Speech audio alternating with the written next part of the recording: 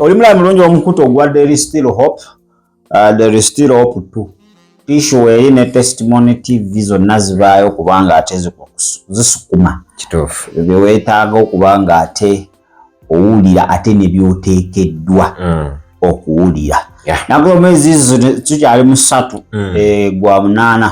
Kitundu kyaffe kyekisembayo ekyolunaku olwaleero mukulikeyo mwenna asobodde okugenda mu masinzizo ne musinza omutonzi ne mubako services emufunye mukama w'omukisa namwe abeeteekateeka abali bw'eggwanga namwe mwebale kubanga ate mweteekateeka okubanga mugenda okutendereza Katonda. Olunaku olwaleero abasumba ba Uganda bantamye. Abasumba ba Uganda abamu kye muba mukola mugyewo obupande mu church muteekewo bipande bya political party. Oba oli wa NUP teekawo NUP, oba oli wa NRM teekawo NRM, oba oli wa FDC teekawo FDC, oba oli wa anti teekawo anko. Naye abasumba tukooye akatuuti mukafudde akadaala k'ebyobufuzi. Bakafudde kadaala kennyini. Ate bulijjo bwe temubyogera nga tetunnabayingira 2025. Kati babalamuzeeyi bamubalako ssente. Banaye mututamye. Tubabuulire open rebuke. It's better than a secret lab. Bannaye mudde ku kyabayisa. Si kye kyabayisa. Kituufu ekyo. Ebyo mubyogereko nga muli outside the pulpit.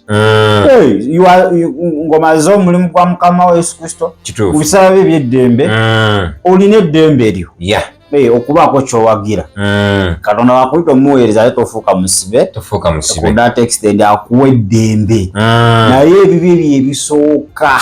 Kituufu nnyo. Mumututamye. Buli ayimirira alagula. Abanupo ne balagula. Ab'NRM ne balagula. Nabo ne balagula. Akakali waliwo ono simanyi nnabbi ani. Elisa simanyi biringalo, simanyi biringiro. Ndowooza biringalo. Nze kasitanda omuntu ng'asoose na prophet. Mpuyanga omuntu ogunzunga guti. Gutandika okuwulira. Enjala ennuma. Mpuyanga ebigere bikankana. Bandabira ddala ekizibu ekijja. Office bagyonoone. Office ey'ekitiibwa eyo. Naye kakati temukyali magezi wadde. Bagyonoonye n'abatuufu kati tubalaba ng'abafu. Kituufu. Olwaba akatowe mu kifo ky'okuyimirira abuulire ekigambo kya Katonda agambye endiga ze mwenna mulonde muzeeyi. Bannange. Kubanga muzeeyi Mukama gwe yatuwa. Muzeeyi Mukama gwe yatuteerawo. Muzeeyi gwe mukisa gwa Uganda. Bannange. Muziza ali mu Isaaya, ali mu Ezekiel. Ali mu NRM chapter 5. Verse what? Eka nkuwa ebigambo bya nabbi mbu. Nze simukakasa. Mbu nabbi. Mbu eri abo bamukkiririzamu nabbi. Naye nze nina oteekako ekyambu. Muwulirize mu ddakiika zijja kuba nga 2-3. Yes. Tukomeo naye maama. Ekisanja ekiddako. The next. Mukama yabazibwe. Mulonde muzeeyi. Lindako. Kakati. Wait. Mulindeko soke maleyo. Hallelujah. Prophesy. Kakati. By the way, and I prophesied, by the way, this man, the good one, he was given the grace to build Uganda. Wait. And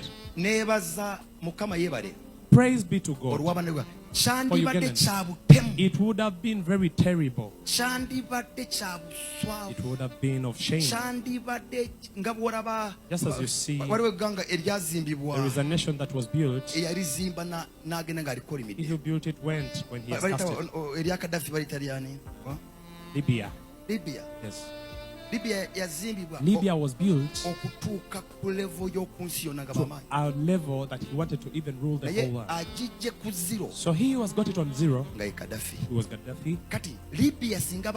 If they knew, they said goodbye. Gaddafi in peace. They built the constitution they want.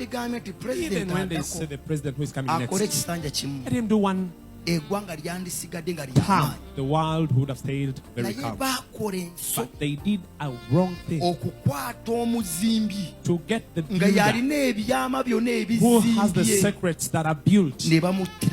They killed him in a part. And he went with his development. Today Libya, it is the last in finances, in the economy.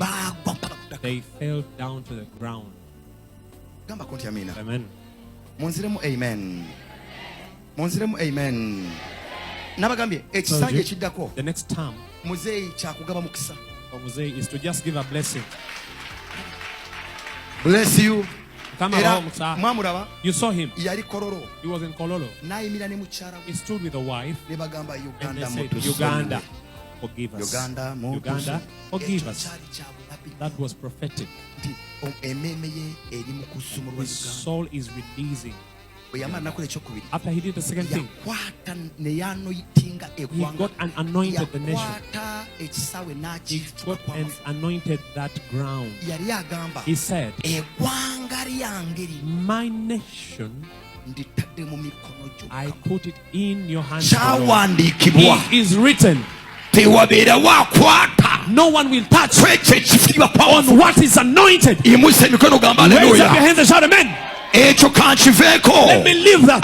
Akati omukulu yo ndowooza okoze ki? Muwuliriza bulungi nnyo. Muwulidde ebigambo by'ayogera mu kkanisa. Ebigambo byali badde mu compound ye ng'anywa juice. Ng'anyumyanyumyamu. Nga ebiboozibozi by'ebbali ebyo. Aba talina kyakoze. Kituufu nnyo ekyo. Naye kasi oyimirira mu maaso ga Katonda akusuubira okuba ng'owa abaana be omugaati omulamu. 2:22 nga malete mu byogera. Kale mulaba 2:25 wano akalulu katuuse. Buli ayimuka lererere mama Mukama kyoyo obunabbi buno obukubagana. Ono n'agamba eri. Oli ono byono birala ebyoli birala naye nga bonna bagamba Mukama Mukama yabagambye. Bannaki ne sitaani ayogera n'endowooza zaffe zoogera. Okitegedde? Akala alwadde example omukulu we yali wali e Kololo. Yayimirira n'agamba Bannayuganda bamusonyiwe. Kituufu. Yali ne maama Janet. Agamba bannaaye byonna bitusobezza mutusaasire. Agamba nti omuntu asabaga okumusonyiwa okola ki? Okusonyiwa tteeka, it is a must. Kituufu ekyo. Nsonyiwa ebyasoba. Katagambe omuntu nga alinga oyo mu mujjawo ategera n'ebibi bye neyenenya. Nandalabika amanyi baba benenya ne ku mumwa bayitako bwisi nga muliri ate takitegeeza nakuziba katambaala.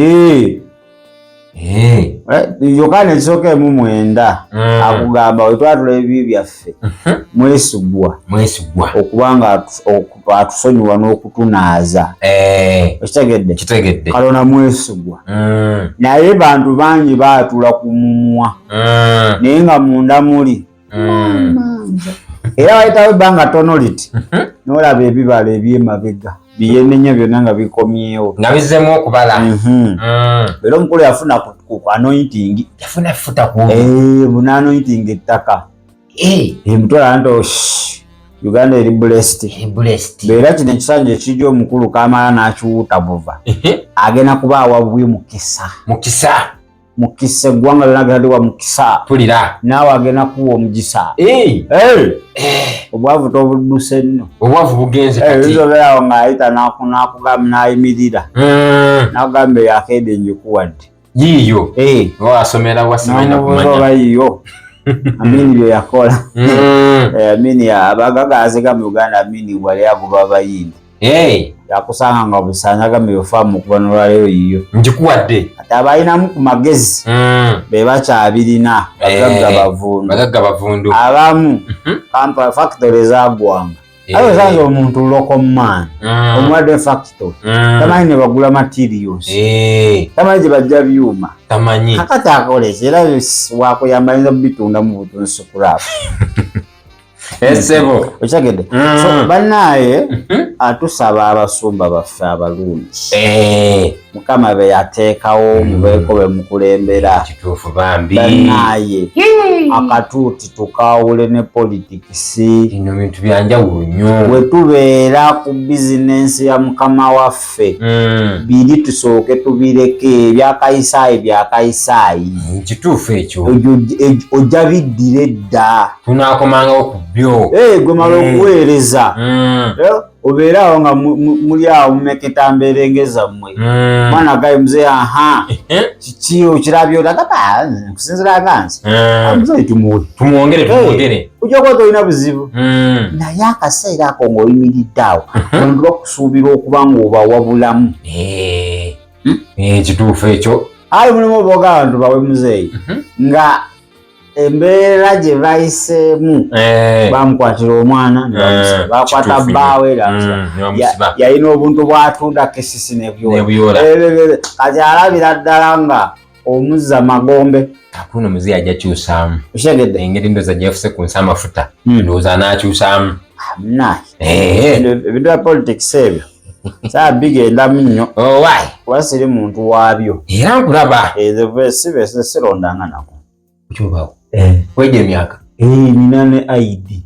nasono njala nagiza bujja oligino nzikirizibwa okulonda ne ku nkalala kwendi oli naye ndolanga mwena mala biseera byange nga siwali nnyo makulu agenze wali n'abako kyakola n'afunamu kiro y'akawunga osinga okuba kulonda nondero si wano okoma mba newaliriza ng'ate weekase nondero si wano naye bino muganda wange alonze n'atalonze bifaanagana ojulako naye okusomera olonde ba pulifekiti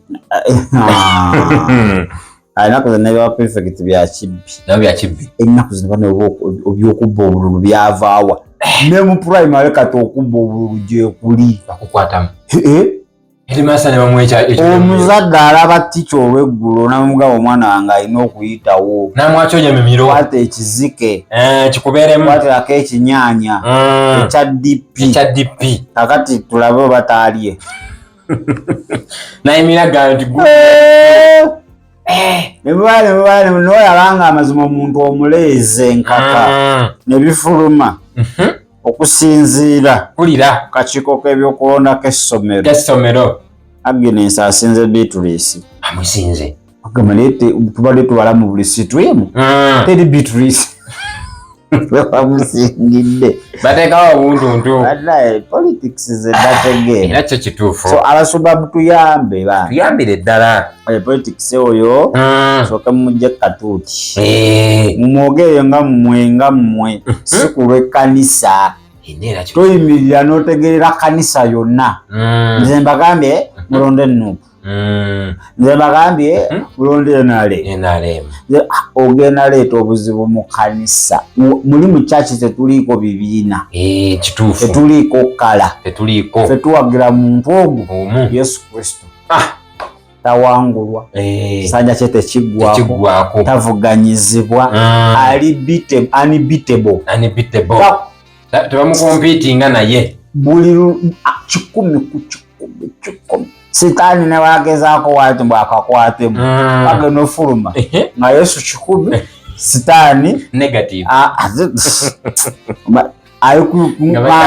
bakyamubanja nomubanja kati oyo gwe tuwagira awagira Yesu mbagayo n'osuubirayo loosi kali tebakakwatamu wekiri kaba kuki oligiro ali akatambika nalabi baye kali kansesezza oli ada agamba naye mutugamba Muhammad yali mutume akyasinze nga bamuloga omuntu akyasinze bamuloga Bomulo bamulogedde neri mutwala yaga kuleera no kalabi ala nenga Yesu waffe yatambula avumula amalogo ate baloga muloge atunga bazibu omutume baloga waati ozali atutse okutumibwa ambu balina ensalwa bagira bati ne bazika ebintu mu mazzi bagenda okubijjayo omutume wayazibuze nagamba bana yazano byedda ate no bamaseeka babinyumya bali serious lwaki tokwekako abantu bajabuuka omutume bamuloga eddogo nerimu oyo sisobola namugoberera katana gano okunvumula omutume omuntu w'amaanyi bamuloga Yesu yatambula awonya asumulula tetulumba enyini baba byeyogere njabikuleetera tusala mugambo era kiwe kiri tuve wano obudde bubi baswahaba bayinza okutayiriza wali bayinza okugira wali ogula ennyama nti be batema bbuca kituufu abanga atema ekifi akutema omukono wagambye otya omutume tebakolaki bamukolaki tebamuyisamu eggaali abasumba bafe abalungi ab'emikwano mukole ekyabayisa kituufu nnyo ogw'okulya gwasuula wammese mu kita mwagala okulya wano bana abasobera baagala bateege bamanyi muzeeyi agenda zita buli omu alina okuba paasi agenda okutawaati ng'amanyi nti oluba yanampisaawo kumbe bonna baba babazi manyi balina engeri gye baba defendingamu tokoma kwoyo ate era wagambye tokoma kwoyo afukibwako amafuta naye ate amafuta gegaba gayiika nga takyalina nga gafuuka mazzi golooza alina amafuta basomere ekyo kyandikala naye abalokole bakyagala nnyo kimu bibiri don't attach the anointed mafuta gajja kwokya Simubi ne sitani alina ababe bali anointed munze eri alina wetuleme bakomako nze nange simanyaawo bintabulira Zaburi ya 15 olunyiri tugenda soma lwa 15 ayogera ebigambo bino nga njogera nti temukwatanga ku abo be bafukako amafuta akitegedde gundi akubuuza ani mukwano gwani oyo biita mukata akalulu banakawaani kalugwa talina mu ggwanga naye kakati pozi kwa embassy batwalayo obululu embassy okusogera n'olonderayo kisoboka wano tola Rwanda juzi wano bagenze n'okubaakabwe ku embassy kasone ku embassy za Uganda mu mawanga ag'enjawulo bajja twalayo obululu babuleete babaleeno babusindika busindise ebintu bya technology kati litosologera n'olonda n'olonda ni mukama gwakuluŋŋamizza era kyo kituufu affe tuli ba campaign sina gwe mpagira nange era sirina mukama gwaleeta yoyo waliwo obufuzi obutaveere Katonda bona bweriye bw'aba asazewo nti ono simwagala buziba tebuziba akatimbe sibula abantu oleke weerire embizzi ndeka neerire amatu gakukke bulungi kale abadde mulabi mulungi nnyo okuva gye twatandikidde mbaagaliza ekiro ekirungi mu linnya lya Yesu kale ndowooza tujja kuba tutandikirawo olunaku olw'enkya nabudde nalabe Grace Lubega yeetonda agamba abasoma bannaye siri kulumba deliverance ministry nako kyengezaako balaga nina kyembalaga gwe tujatandika nayo olunaku olw'enkya ndowooza agenda dda gwe gundi bugingo yagamba bwe gaba gazze engalongoozibwa engalo kyaka gagenda gajja so tusikane ennaku z'omwezi zijja kuba nnya lunaku lujja kubeera lwa Mande omuganda lwayita olwa naate balaza Luganda mu Luganda Mande yitwete simanyi nakubaziwa simanyi mukajanga simanyi ani simanyi kazooba banti ndowooza ye walumbe talumbe oba lwa mukaaga oba lwa kusatu saaya nazimanya gambi kale musule bulungi ate era mweraba